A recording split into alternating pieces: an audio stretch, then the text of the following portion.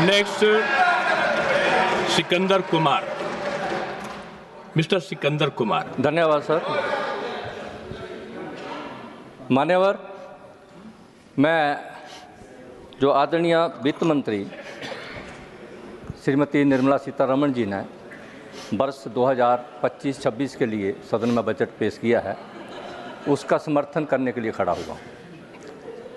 मान्यवर, मैं आपका और हमारे सदन के नेता आदरणीय नड्डा जी का आभार प्रकट करता हूं कि आपने मुझे इस परिचर्चा में भाग लेने का अवसर दिया और लगातार 8वीं बार ग्रोथ ओरिएंटेड और विकसित भारत का बजट पेश करने के लिए निर्मला सीतारमण जी को बधाई देता हूं। उपाध्यक्ष महोदय, सभी वक्ताओं ने अलग अलग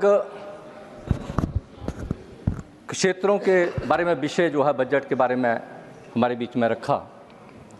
मैं कुछ बातें सदन के बीच में रखना चाहता हूं।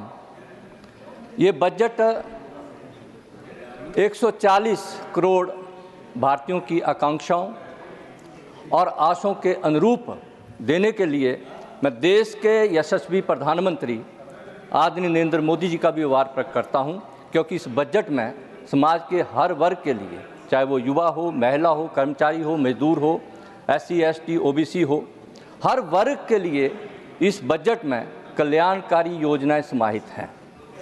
इस बजट में जहां विकास की रफ्तार बढ़ेगी, जहां समावेशी विकास और सुनिश्चित होगा और प्राइवेट और पब्लिक सेक्टर में इन्वेस्टमेंट को बढ़ावा मिलेगा, वहीं मध्यम वर्ग की जो परचेजिंग पावर है वो बढ़ेगी और मैं समझता हूँ उसकी वजह से आने वाले समय में हमारी अर्थव्यवस्था पर सकारात्मक परिणाम हमारे को देखने को मिलेंगे।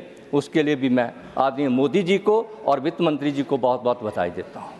इस बजट में जहाँ आत्मनिर्भर भारत का लक्ष्य दिखता है, वहाँ दूसरी ओर इस बजट में विकसित भारत का संकल्प भी दिखता है। उपाध्यक्ष महोदय, मैं छोटे से प्रदेश पहाड़ी राज्य हिमाचल प्रदेश से आता हूं और हिमाचल प्रदेश दूसरे प्रदेशों की अपेक्षा विकास की दृष्टि से बहुत पिछड़ा हुआ प्रदेश है।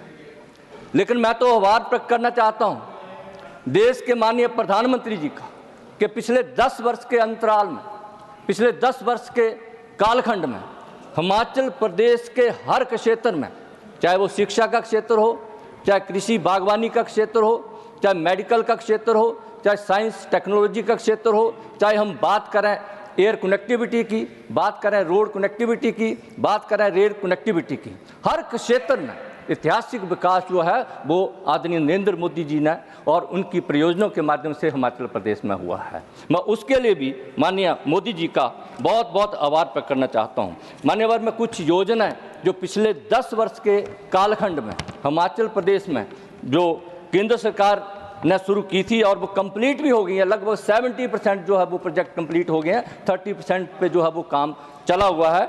एम्स हिमाचल प्रदेश ने कभी नहीं सोचा था कि विश्व स्तरीय संस्थान जो है वो हमारे छोटे जैसे प्रदेश को मिलेगा और बहुत कम अंतराल में 2.5 साल में वो बनकर तैयार हुआ और हिमाचल प्रदेश की जनता को समर्पित हुआ। और उसके लिए मैं आभार प्रकट करना चाहता हूँ तत्कालीन हमारे जो स्वास्थ्य मंत्री और वर्तमान में भी हमारे स्वास्थ्य मंत्री और नेता सदन आदरणीय नड्डा जी का कि उनके भी प्रयासों से जो है हमारे को विश्व स्तरीय संस्थान मिला और हिमाचल प्रदेश जो है उसका लाभ ले रहा है। इसके साथ ही मान्यवर PGI सैटेलाइट सेंटर जो 450 करोड़ रुपये का हमारे हिमाचल प्रदेश उन्ना में बना, 4 मेडिकल कॉलेजेस के लिए 1040 करोड़ रुपया माननीय नड्डा जी ने उसमें हमारे को दिया।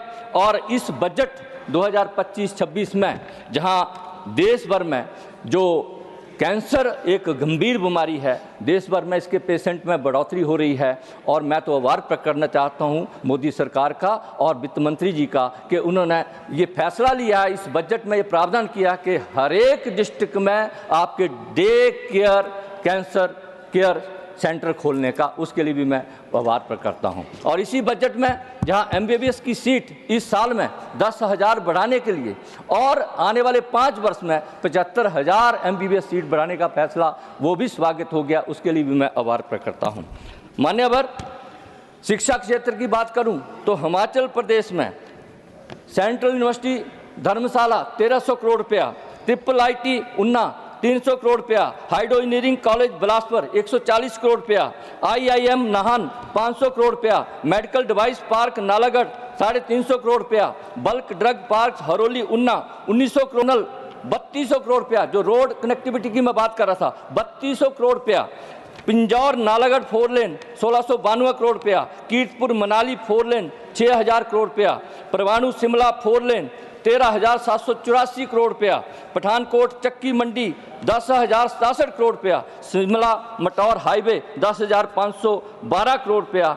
और हम तो सौभाग्यशाली हैं जब वंदे भारत देश में 4 चली सबसे पहले, और उन 4 में से एक हिमाचल प्रदेश को दी, उसके लिए भी मैं नरेंद्र मोदी जी का और रेलवे मिनिस्टर का बहुत बहुत आभार प्रकट करता हूं। और इस वर्ष भी रेलवे के लिए हिमाचल जैसे छोटे से राज्य के लिए जो 2014 में 108 करोड़ रुपए का बजट प्रावधान होता था, आज हिमाचल प्रदेश के लिए 2,716 करोड़ रुपए का प्रावधान किया, उसके लिए भी मैं माननीय रेलवे मिनिस्टर का और मोदी जी का आभार प्रकट करता हूं। मान्यवर, ये जो मैं योजनाएं गिना रहा था, लगभग 1 अरब से ऊपर ये योजनाएं हैं। और मैं ये सदन में कहना चाहता हूं, हमारे विपक्ष के मित्र हैं, प्रदेश में लगभग 35 वर्ष हिमाचल प्रदेश में कांग्रेस की सरकार रही और देश में लगभग 55 वर्ष से ऊपर जो है कांग्रेस ने राज किया। मुझे 10,000 का एक प्रोजेक्ट बता दें जो केंद्र की जब कांग्रेस की सरकार थी और हिमाचल प्रदेश में कांग्रेस की सरकार थी जो उन्होंने स्वीकृत किया। मान्यवर, आज हिमाचल प्रदेश दूसरे प्रदेशों के साथ जो है वो आगे बढ़ रहा है।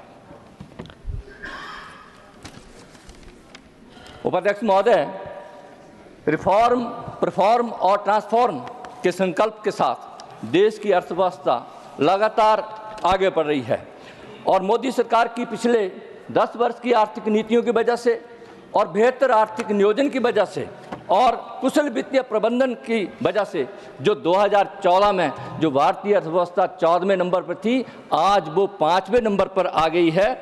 और नरेंद्र मोदी जी के नेतृत्व में मुझे पूरा विश्वास है आने वाले 2027 में देश की अर्थव्यवस्था 3रे नंबर की अर्थव्यवस्था बनेगी, ये भी मुझे पूरा विश्वास है। मान्यवर, कोरोना महामारी के बावजूद और वैश्विक विभिन्न चुनौतियों के बावजूद वर्ष 2021 और 24 के बीच में भारत में 8% की दर से विकास किया। ये छोटी बात नहीं है, बहुत बड़ी बात है। और आज भी ग्लोबल जो ग्रोथ रेट है उसमें भारत का 15% योगदान है और IMF जो इंटरनेशनल मॉनेटरी फंड है उसके अनुमान के अनुसार 2028 तक भारत का 18% जो है योगदान जो है वो वर्ल्ड ग्लोबल ग्रोथ रेट में होगा। ये भी हमारे लिए बहुत सुखद, ये माननीय मोदी जी की आर्थिक नीतियाँ और वित्त मंत्री जी के कुशल वित्तीय प्रबंधन को दर्शाता है। मान्यवर, एक समय ऐसा था जब भारत अंतर्राष्ट्रीय एजेंसियों के पास लोन लेने गया तो हमारे भारत को मना कर दिया गया क्योंकि हमारे पास गिरवी रखने के लिए फॉरेन एक्सचेंज नहीं थी।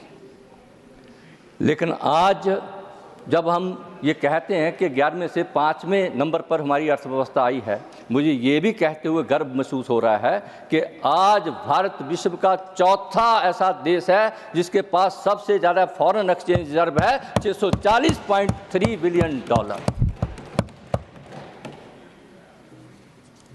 आज विश्व की 10 बड़ी इकॉनमी की हम बात करें, 10 बड़ी इकॉनमी में आज सबसे बढ़िया ग्रोइंग इकॉनमी कोई है तो हमारी भारतीय अर्थव्यवस्था है।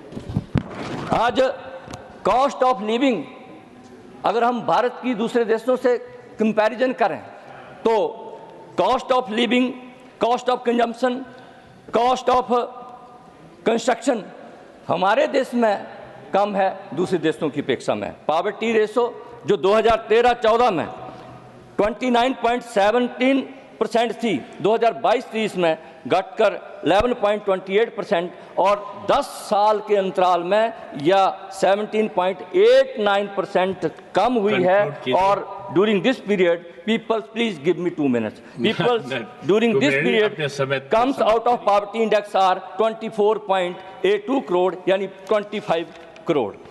उपाध्यक्ष महोदय, मैं जीएसटी की बात करना चाहता हूं। हमारे पूर्व में वित्त मंत्री 2 minute please, 2 minute please give me 2 minute sir, please give me 2 minute. मैं बात करूं पार्टी, बहुत सारे लोगों को बोलना है। 2 मिनट, कुछ डाटा में 2 मिनट।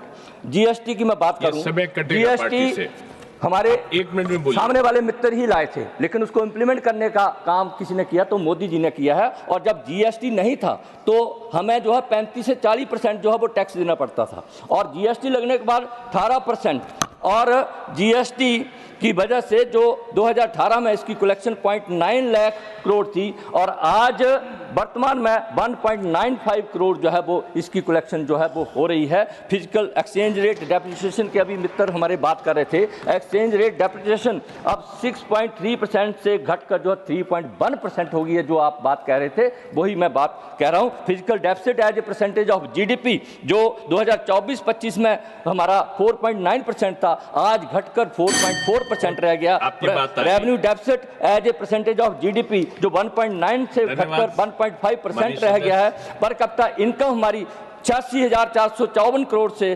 2.7 लाख हमारी हो गई है। टैक्स पेयर जिनकी बात कर रहे थे 3 करोड़ 80 लाख, अब बढ़कर जो है वो लगभग 6 करोड़ 77 लाख हो गए हैं। बैंक एनपीए हमारे 11% से 0.6 हो गए हैं। टैक्स एग्जम्पशन 2 लाख से जो है। मेरा अनुरोध है कि जो भी वक्ताओं अपने आप से टोकना ना पड़े, जितना समय निर्धारित है उसमें बोलिए। अब हो गया आपका बात, अब नेक्स्ट में आप रखिएगा। देखिए, आपको दूंगा तो सबको देना पड़ेगा मुझे, इसलिए आपका अगर पार्टी काटने का समय तैयार है तो मैं दे सकता हूं, नहीं आपका अगर माननीय मंत्री जी कहें तो।